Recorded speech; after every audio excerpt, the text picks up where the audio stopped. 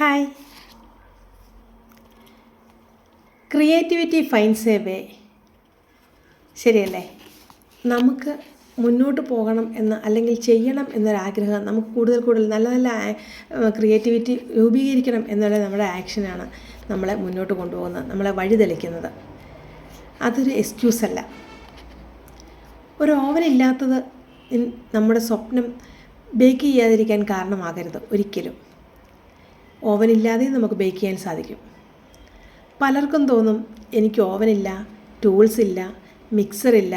പക്ഷേ ബേക്കിങ്ങിന് അതൊന്നും തടസ്സമല്ല. നമ്മുടെ മൈൻഡാണ് പ്രധാനം. സ്വപ്നമുള്ളവർക്ക് മാർഗം കിട്ടും. വിൽ പവർ ഉണ്ടെങ്കിൽ വഴി കണ്ടെത്തും. സ്റ്റീം കുക്കറിൽ കേക്ക് ബേക്ക് ചെയ്യുന്നവർ, തവയിൽ ബ്രൗണീസ് തയ്യാറാക്കുന്നവർ, ഇവരാണ് യഥാർത്ഥ ഡ്രീം ബേക്കേഴ്സ്. നമ്മൾ കാത്തിരിക്കേണ്ടത് പെർഫെക്റ്റ് സെറ്റപ്പ് അല്ല, പെർഫെക്റ്റ് സ്റ്റാർട്ടിന് വേണ്ടിയിട്ടാണ്. എന്തുള്ളതോ അതുകൊണ്ട് തുടങ്ങൂ. പ്രാക്ടീസ് ചെയ്യൂ. ക്രിയേറ്റിവിറ്റി നമ്മളെ മുന്നോട്ട് കൊണ്ടുവരും.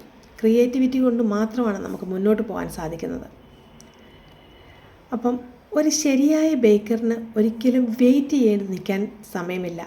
തനിയെ ഓവനും അതിൻ്റെ മിക്സറും ഗ്രൈൻഡറും എല്ലാം പുറകെ വന്നോളും. പാഷൻ നമ്മൾ വളർത്തിയെടുക്കുക.